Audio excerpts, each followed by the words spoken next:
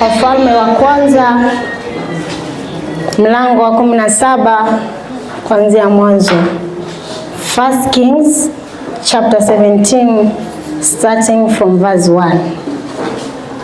Basi Eliya Mtishbi wa wageni wa Galedi akamwambia Ahabu, kama Bwana Mungu wa Israeli aishivyo, ambaye ninasimama mbele zake, hakutakuwa na umande wala mvua miaka hii, ila kwa neno langu. Neno la Bwana likamjia kusema, ondoka hapa, geuka, uende upande wa mashariki, ujifiche karibu na kijito cha Kerithi kinachokabili Yordani. Itakuwa utakunywa maji ya kile kijito, nami nimemwamuru kunguru wakulishe huko. Basi akaenda akafanya kama alivyosema Bwana. Kwa kuwa akaenda akakaa karibu na kijito cha Kerithi kinachokabili Yordani. Kunguru wakamletea mkate na nyama asubuhi na mkate na nyama jioni. Akanywa maji ya kile kijito. Ikawa baada ya siku kupita, kile kijito kikakatika, kwa sababu mvua haikunyesha katika nchi. Neno la Bwana likamjia kusema, ondoka uende Sarepta, ulio mji wa Sidoni, ukae huko. Tazama, nimemwagiza mwanamke mjane wa huko akulishe. Basi akaondoka akaenda Sarepta. Hata alipofika langoni pa mji, kumbe mwanamke mjane alikuwako akiokota kuni. Akamwita akamwambia, niletee na kuomba maji kidogo chomboni nipate kunywa. Alipokuwa akienda kuleta, akamwita akasema, niletee na kuomba kipande cha mkate mkononi mwako. Naye akasema, kama Bwana Mungu wako aishivyo, sina mkate ila konzi ya unga katika pipa na mafuta kidogo katika chupa, nami ninaokota kuni 2 ili niingie nijipikie nafsi yangu na mwanangu, tule tukafe. Eliya akamwambia, usiogope, enenda ukafanye kama ulivyosema, lakini unifanyie kwanza mkate mdogo ukaniletee.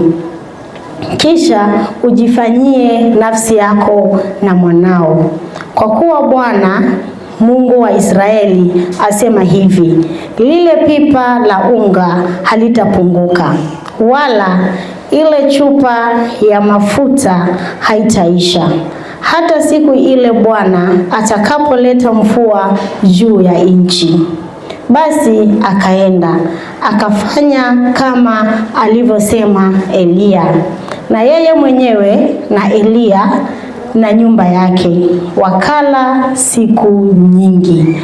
Lile pipa la unga halikupungua, wala ile chupa ya mafuta haikuisha, sawasawa na neno la Bwana aliloninena kwa kinywa cha Eliya.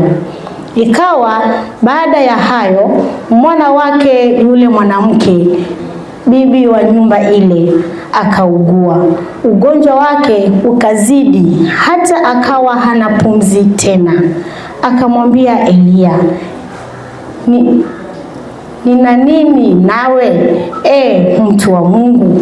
Je, umenijia ili dhambi yangu ikumbukwe ukamue mwanangu? Akamwambia, nipe mwanao. Akamtoa katika kifua chake, akamchukua juu chumbani mle alimokaa mwenyewe, akamlaza kitandani pake. akamuomba Bwana akanena, Bwana Mungu wangu, je, umemtenda mabaya mjane huyu ninayekaa kwake, hata kumfisha mwanawe? Akajinyosha juu ya mtoto mara 3, akamuomba Bwana akanena, Bwana Mungu wangu, nakusihi roho ya mtoto huyu imrudie ndani yake tena. Bwana akaisikia sauti ya Eliya, na roho ya mtoto ikamrudia, akafufuka. Eliya akamtoa mtoto, akamchukua toka orofani mpaka chini ya nyumba ile, akampa mama yake. Eliya akanena, tazama, mwanao yu hai. Mwanamke akamwambia Eliya, sasa najua ya kuwa wewe ndiwe mtu wa Mungu, na ya kuwa neno la Bwana kinywani mwako ni kweli. Na hilo ndilo neno la Mungu.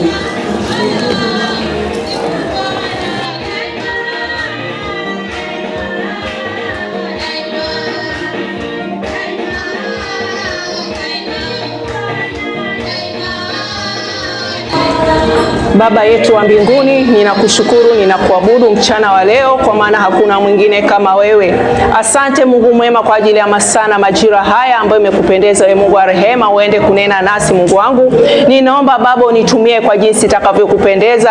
Ninaomba Mungu wa rehema uweze kufungua mioyo yetu na akili zetu Mungu wa rehema, ili utakapozungumza nasi Mungu wa amani, tuweze Baba kuyatia maanani na tuweze kuyatenda kulingana na mapenzi yako.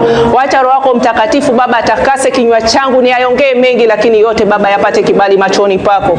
Na ni kwa Yesu Kristo Bwana wetu nimeomba na kushukuru. Bwana Yesu asifiwe. Ya leo nitazungumzia kumwamini Mungu katika hali zote. Trusting God in all seasons. Bwana Yesu asifiwe. Kuna wakati mwingine katika maisha yetu kama wanadamu tunapitia hali ngumu, na mara nyingine huwa tunaona ya kwamba katika hizo hali Mungu hayuko pamoja nasi. Bwana Yesu asifiwe. Lakini tunaona ya kwamba hii hadithi ya Eliya ilianza wakati ambapo Ahabu na mkewe Jezebel walikuwa wameongoza Wanaisraeli kuabudu miungu mingine. Bwana Yesu asifiwe. Wanaisraeli walikuwa wametoka katika njia ya kumwabudu Mungu wa kweli na kuabudu Mungu wao ambao walikuwa wanamuita Baali. Bwana Yesu asifiwe. Na katika hali hizo Mungu alikuwa amechukizwa sana. Na Mungu akawa anatafuta mtu, hapo ndio alimpata Eliya, kwa maana katika hali hiyo Eliya alikuwa yeye ni mwaminifu kwa Mungu, anatenda yale Mungu anataka. Bwana Yesu asifiwe. Na Eliya akatumwa, akapewa ujumbe na Mungu aupeleke kwa mfalme Ahab. Bwana Yesu asifiwe. Na tukiangalia historia, tukisoma nyuma, tunaona ya kwamba Ahab na Jezebel hawakuwa watu wa kawaida hivi ambao ungepelekea ujumbe wowote. Mwanzo walikuwa wamechukia wale prophets wa Mungu ambao walikuwa wanaenda kulingana na mapenzi ya Mungu. Kwa hivyo wangejua ya kwamba wewe unatii madili ya kiungu kulingana na yule Mungu wetu aliye hai, wangekuangamiza tu. Bwana Yesu asifiwe. Lakini tunaona ya kwamba katika hiyo hali Elijah alitumwa na Mungu kwenda kupeleka ujumbe, na Elijah alitii. Bwana Yesu asifiwe. Hakujali ya kwamba akienda akifika pale ataangamizwa ama atafanya nini. Alitii na akaenda akapeleka ujumbe. Lakini jambo lingine lilitokea baada ya Elijah kupeleka ujumbe. Mungu mwenyewe aliagiza Eliya aende mafichoni. Bwana Yesu asifiwe. Na nikawa najiuliza, kwa nini Mungu alimwambia Eliya aende mafichoni? Kwa nini alimtuma aende mafichoni? Bwana Yesu asifiwe.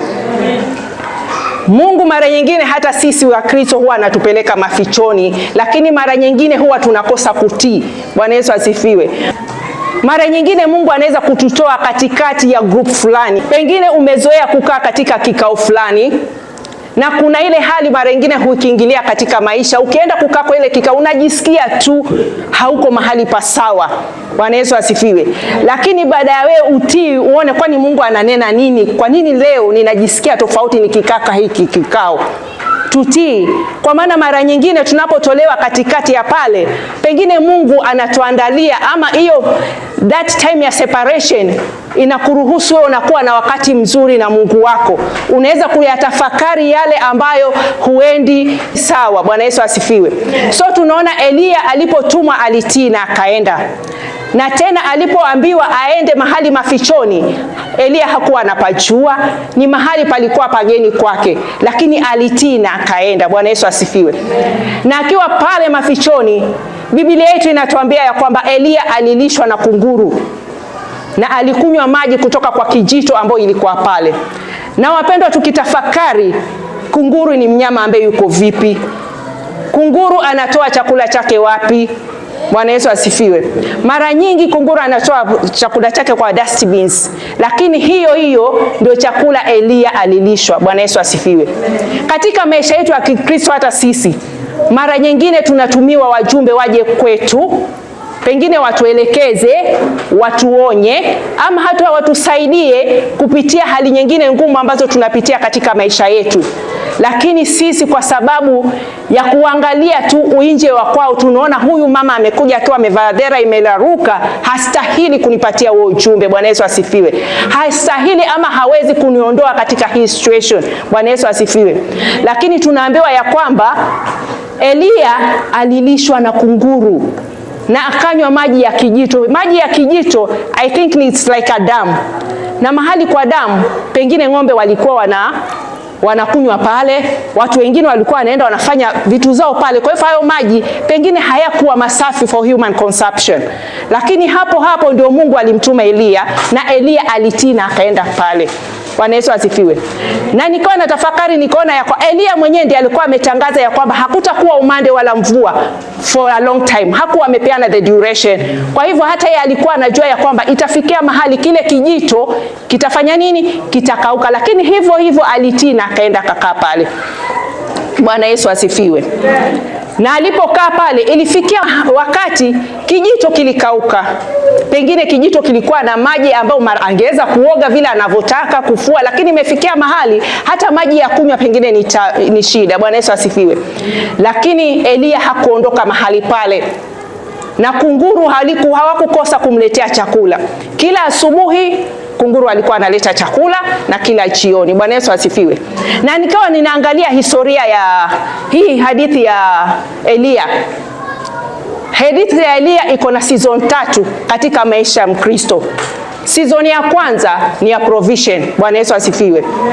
Wakati Elia alikuwa pale kijitoni, hakuwa anajitafutia, si ndio? Mungu mwenyewe alikuwa anamtafutia. Mungu mwenyewe alikuwa anamsaidia kujikimu katika maisha yake. Bwana Yesu asifiwe. Yani it was just like a comfort zone. Kila kitu alotaka Mungu alikuwa anamfanyia. Lakini hiyo ni kwa wetu wa Kristo, hiyo ni wakati dangerous sana katika maisha yetu ya Kristo. Wakati ambapo unapata kila kitu mahali hapo. Mara nyingi wengi wetu husahau mahali tumetoka. Maana ukiamka asubuhi, mpendo, upate pale kila kitu kiko pale, kuna chai, there is everything. You don't have to struggle. Hata kama ni kidogo, lakini haukosi. Uko kwa comfort zone na huwa tunajisahau. Bwana Yesu asifiwe. Season ya pili kulikuwa na testing season. Wakati kijito kilikauka, Bwana Yesu asifiwe. Nafikiri pengine aliwaza itakuwaje tena. Lakini mara nyingi Mungu alikuwa anamuondoa to next level. Bwana Yesu asifiwe.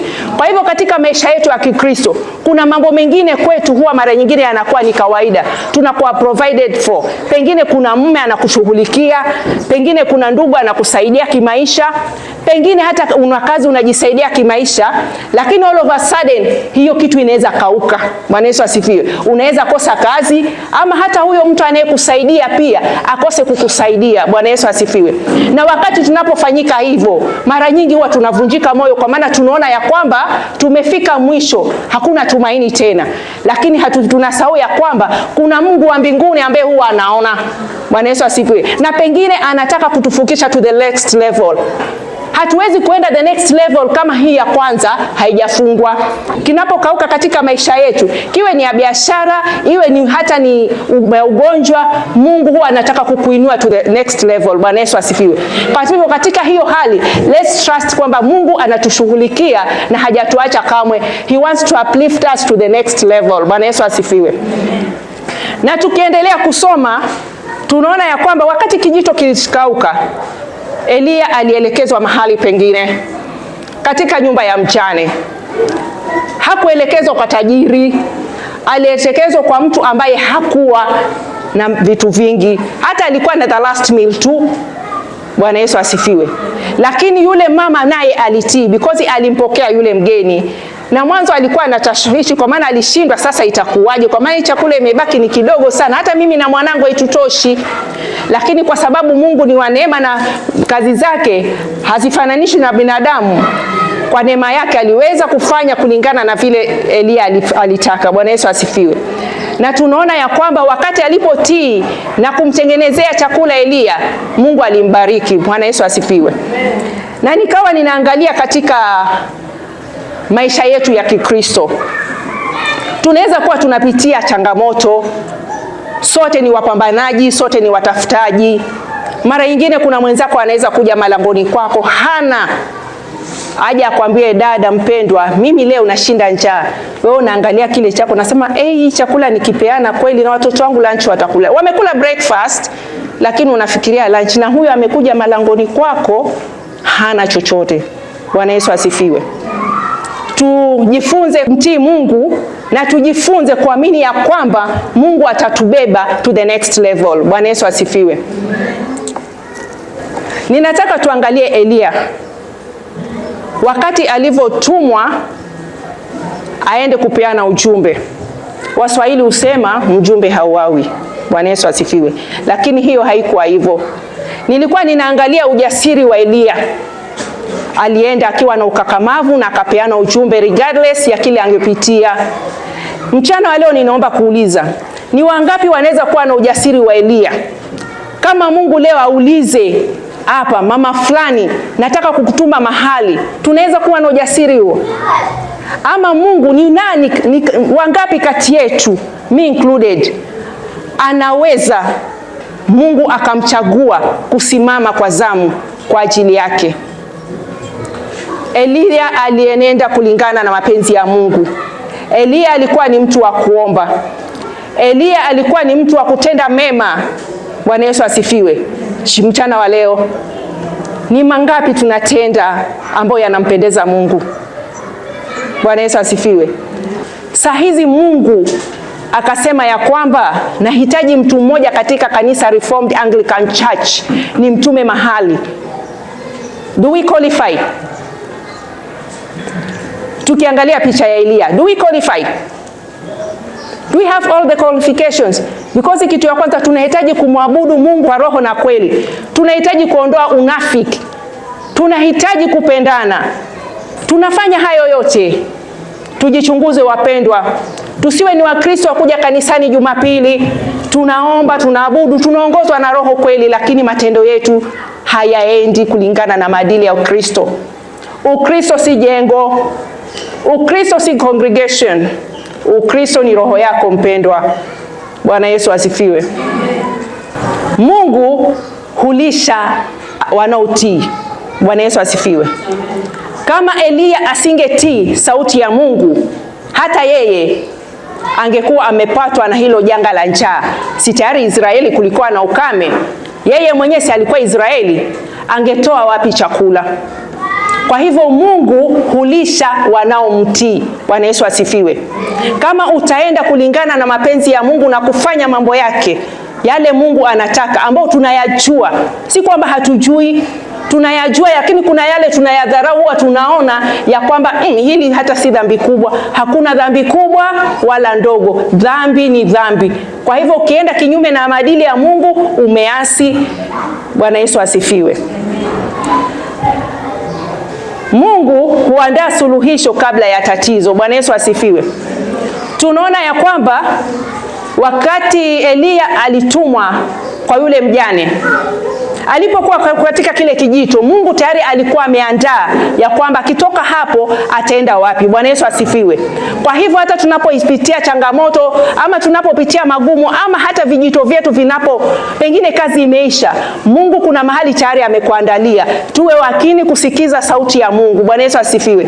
Tuwe makini kusikiza sauti ya Mungu, kwa maana Mungu hunena nasi na hutupangia mbele yetu kabla ya sisi wenyewe hatujajua. Maana Elia asingetii kukaa pale kwa kijito, pengine hata angeona maji yamekauka, angevunjika moyo na akasema acha nikatafute maji mbele, lakini Elia alikaa pale pale. Bwana Yesu asifiwe. Na muujiza wake wa kusonga the next level ulifika. Bwana Yesu asifiwe. Mungu anaweza kutumia mtu yoyote, hata asiye wa kitu, kutimiza sababu yake katika maisha yako. Anaweza tumia mtu yoyote, hata yule ambaye hana chochote, kutimiza sababu ya Mungu katika maisha yake. Anaweza kutumana yule ambaye hata wewe mwenyewe hudhanii. Anaweza tumana hata mtoto mdogo. Ikifika wakati ya Mungu anaweza tumana hata mtoto mdogo kwako, ili mapenzi ya Mungu yatimie katika maisha yako. Kwa hivyo tusiwe watu wepesi wa kujaji, tusiwe wepesi wa kudharau, tusiwe wepesi wa kukataa. Bwana Yesu asifiwe. Mungu huregesha maisha. Tukiangalia kisa cha yule mjane, baada ya Elia kuenda kwake, ilifikia mahali mtoto wake akipekee akaaga dunia. Na mjane akawa ameghadhabika sana. Lakini tunaona ya kwamba Elia alipomwomba Mungu alimrejesha mtoto. Kumaanisha nini? Kuna mambo yanaweza kuwa yamekufa katika maisha yetu. Pengine tumekufa kiroho, pengine hata mapato yetu yamekufa, lakini Mungu anaweza kuyaregesha tutakapomwamini ya kwamba anaweza. Bwana Yesu asifiwe. Mungu anapenda sana kufanya yaliyo yake, lakini we have a responsibility to play. Bwana Yesu asifiwe. Tuko na wajibu wa kufanya ili tupokee baraka zetu. Bwana Yesu asifiwe. Wapendwa, mchana wa leo ningependa kuwahimiza tu, tunapopitia changamoto, tusione changamoto tu, tutazame. Every challenge has a lesson. Tutazame ni nini tunajifundisha katika hizo changamoto. Ni wapi Mungu anataka kutupeleka kupitia hizo changamoto. Bwana Yesu asifiwe. Tusipopitia hizo changamoto, hatutaomba. Tusipopitia hizo changamoto, hatutakuja hata kanisani. Wapendwa, wengi wetu huwa tunakimbilia madhabahuni kwa ajili ya shida, na sasa Mungu huziachilia ndio tuje. Bwana Yesu asifiwe. Mungu huachilia hizo shida ndio tuje kanisani tumwabudu. Kwa hivyo tunapokuja, wapendwa, tunapoambiwa, tunapoomba, tunaposikia Mungu anatunenea, turekebishe yale ambayo Mungu anataka tufanye. Tuko hapa kufinyangwa, si ndio? Tuko hapa kutengenezwa. Lakini wakati tunapofinyangwa, tunaona Mungu ametuonea. Mungu hatuonei, wapendwa. Mungu anafanya kazi yake. Si huwa tunaimba kila siku, afanye nini? Atufinyange. Na wakati tunafinyangwa, we complain. Stop complaining. Let's do the will of God. Let the will of God be done upon our lives. Bwana Yesu asifiwe. Mchana wa leo, wapendwa, tunaweza kuwa katika hali ambayo maisha yetu yamekufa. Pengine kiroho, kimaisha tu ya kawaida, kifedha. Lakini nataka kuambia ya kwamba Mungu hajatuacha kamwe. God is taking us to the next level. Let's humble ourselves before the Lord and He will lift us up. Tuache kiburi, tuache unafiki, tuache yale yote ambayo tunayajua ambayo hayaendi katika maadili ya Ukristo. Tunajua Ukristo vizuri sana, kwa maana sote tumebatizwa, sote tumesoma neno. Hapa ninajua ninaongea na watu ambao wanalijua neno in and out hata kunishinda. Kwa hivyo mnajua yale ambayo hatustahili kutenda kama Wakristo. Tusiwe Wakristo wa kusema hili ni dogo, ama nitafanya halafu nitatubu baadaye. Mpendwa, yaani unataka kutenda asiyostahili halafu tubu baadaye. Imagine mtoto wako akukosee halafu akwambie tu nitakukosea halafu nitakuja kukuomba msamaha baadaye. How do you feel as a parent? Why should we do it to God then? Kwa nini tumfanyie Mungu hivyo? Bwana Yesu asifiwe. Wapendwa, mchana wa leo tuamini ya kwamba Mungu anaweza kutenda miujiza katika maisha yetu, lakini swali ni, are we ready kupokea hiyo miujiza? Kwa maana sisi pia tunalo jukumu la kupokea hiyo miujiza. Lazima tusimame katika utakatifu. Bwana Yesu asifiwe. Lazima tutende yaliyo mema kwetu na kwa wenzetu. Imeandikwa ya kwamba tupende wenzetu kama tujipendavyo nafsi yetu, si ndio? Ambao ninaamini ya kwamba ukipenda mtu vile unavyojipenda mwenyewe, huwezi kukubali mabaya yamfike, si ndio? Wewe unaweza kubali mabaya ya kufika, unaweza jiwazia mabaya. Mbona tunawazia mabaya wenzetu? Na tumeambiwa tuwapende. Na upendo si kwamba ati ni hiyo, ni it's a command God is giving to us. Lazima tupendane. Bwana Yesu asifiwe. Lazima, na ni command ya kwanza, lazima tupendane. Tena kama tupendane kama tunavyojipenda sisi wenyewe, si ndio? Maanisha kwamba mimi kama ninakupenda wewe kama nijipendavyo, siwezi kukuombea mabaya, siwezi kutaka baya lije kwako, kwa maana likija kwako obviously litanipata, kwa maana you are part of me. Na mbona hatufanyi hivyo wapendwa? Wacha Mungu wa mbinguni atusaidie mchana wa leo. Tunapoendelea kuishi maisha hapa duniani ambayo yamejaa changamoto, yamejaa mambo mengi ya kuudhi, ya kuumiza moyo, lakini tushukuru Mungu kwa maana katika hizo hali zote God is preparing us to the next level. Yale magumu unayopitia saa hizi, si kwamba Mungu hajui unapitia, anatayarisha ushuhuda wako. Kupitia wewe kuna mtu ataokoka, kupitia wewe kuna mtu atakuja kanisani. Imagine umekaa mahali na mtu akwambia ya kwamba wokovu kama na mama fulani mimi, how do you feel? Ama wakati unasikia mtu anasema ya kwamba wokovu kama ni wa baba fulani mimi hapana na kanisa. Sisi tunasoma pale nje. Reformed Anglican mnasoma pale nje. Tunapotembea pale nje tujue kwamba sisi ni barua ya Yesu. Tunasoma. So vile we handle ourselves outside there, italeta watu hapa, ametawapeleka nje. Kila mtu hapa na jukumu la kuleta mtu hapa kanisani ili tuabudu Mungu kwa roho na kweli. Lakini tabia zetu na menendo yetu hapo nje inafanya watu wanaona wale wa mama, kama ni Mama Joy ndiye Mkristo anaweza, hapana, mimi sitafika pale kanisani. Tutafakari wapendwa. Tutafakari maisha yetu tunayoyatenda yanastahili mbele ya Mwenyezi Mungu. Pale nje tunasoma vipi? Hata kama tunaambiwa ni chumvi ya ulimwengu, hiyo chumvi ya unjaje bwana? Chumvi yako ya unjaje? Wewe ni ule ukiwekwa kwa mboga watu wanakataa kuila wote, ama ukiwekwa watu wanataka kula? Tuchunguze maisha yetu ya kiroho. Tuchunguze wapendwa maisha yetu. Tusiwe sababu ya mmoja kurudi nyuma katika imani, tutahesabiwa makosa. Tusiwe sababu ya mtu kutokuja kanisani, tutahesabiwa makosa siku ya mwisho.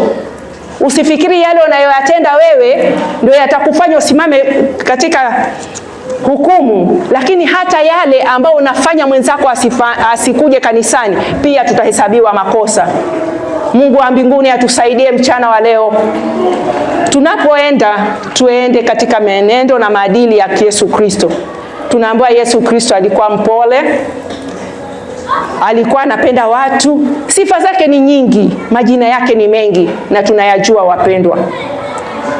Ningependa kuwahimiza tu ya kwamba vile Elia Mungu alisimama naye, akamtuma apeleke ujumbe na akampeleka mafichoni ili amhifadhi. Bwana Yesu asifiwe. Alimpeleka mafichoni ili amhifadhi, kwa maana ilikuwa inajulikana ya kwamba wakimpata kina Ahabu wakimpata watamwangamiza tu. Hata Mungu pia anaweza kutuhifadhi, lakini ni sisi tusimame katika utakatifu. Bwana Yesu asifiwe. Ushaishi katika maisha mara nyingine unakaa tu na unaona mambo yako yanakuendea vizuri, si ndio? Hata kama hungangani, kuna ile kungangana kwa kawaida, kuna kule kungangana kwingine unangangana mpendwa mpaka unaona hapana, this is tough. Lakini kuna wakati unaona mambo yako ukijaribu tu yanapenya tu. Bwana Yesu asifiwe. Wakati tunapopitia hiyo situation, let's not forget God. Tusisahau Mungu Kwa sababu hiyo ndio wakati wengi husahau Mungu akiona kwamba wamepata. Na wengi huwa tunafikiria tumepata kwa akili zetu. Hapana. Ni Mungu tu. Kama umeinuliwa, shukuru Mungu. Kama umetendewa mpendwa, shukuru Mungu. Shukuru Mungu kwa kila hali. Kama hauna pia shukuru Mungu kwa sababu Mungu bado anakutengenezea behind the scene. Bwana Yesu asifiwe. Mchana wa leo ningeomba tu kwa neema ya Mungu atusaidie wapendwa. Tunapoendelea kukiri ya kwamba Kristo ni Mwokozi wa maisha yetu, tutende kulingana na vile Kristo mwenyewe alifanya hapa duniani, ili tuweze kuvutia wengine katika ufalme wa Mungu. Tuache kupotosha wengine. Tabia zetu zinapotosha watu pale nje. Menendo yetu inapotosha watu pale nje. Bwana Yesu asifiwe. Nina maombi yangu mchana wa leo ni kwamba kile kijito chochote ambacho kimekufa ndani yako, siwezi jua ni kijito gani mpendwa, lakini pengine kuna kitu kimekufa ndani yako. Mchana wa leo Mungu anaenda kufufua. Bwana Yesu asifiwe. Haijalishi imechukua muda gani. Pengine ni kazi umekosa kwa miaka mingi mpendwa. Pengine ni ndoa inakusumbua mpendwa. Pengine ni magonjwa yanakusumbua. Lakini Mungu anaenda kufufua kile kilokufa ndani yako. Bwana Yesu asifiwe. Tutumainia kwamba Mungu yuko enzini, anatupigania, anajua mapito yetu, na tunaambiwa ya kwamba Mungu hawezi achilia tukajaribiwa kushinda tunazoweza. Kwa hivyo Mungu yale ameachilia kwako, unaweza mpendwa. Press on. Bwana Yesu asifiwe. Don't give up. Si wakati wa ku give up. Press on. Bwana Yesu asifiwe. Ningependa kumshukuru Mungu kwa kila nafsi ambayo iko hapa. Ni matumaini yangu ya kwamba sote tunajijua vyema. Sote tunajua yale tunayopitia. Sote tunajua yale yamekufa ndani yetu. Lakini Mungu ametupa mamlaka, si ndio? Vinywa vyetu vimepewa mamlaka wapendwa, si ndio? Ya kwamba tutapofanya nini hapa duniani, tukifunga atafanya nini? Atafunga, na tukifungua atafungua. Ninashukuru Mungu wangu kwa ajili ya neno lako. Umetukumbusha ya kwamba Mungu wa rehema tuweze kutii na kukuamini we Mungu wangu. Ninaomba utusaidie Mungu wa rehema, ili Baba tuweze kutii sauti yako na iweze kuamini ya kwamba Baba unatenda. Mungu wa rehema tusaidie Baba, tuweze kukuishia we Mungu wa rehema. Tusaidie Mungu wangu uweze kufufua yale yote ambayo yamekufa ndani yetu Mungu wa rehema, na sifa na utukufu Baba zikurudie wewe, na ni kwa Yesu Kristo Bwana wetu nimeomba na kushukuru.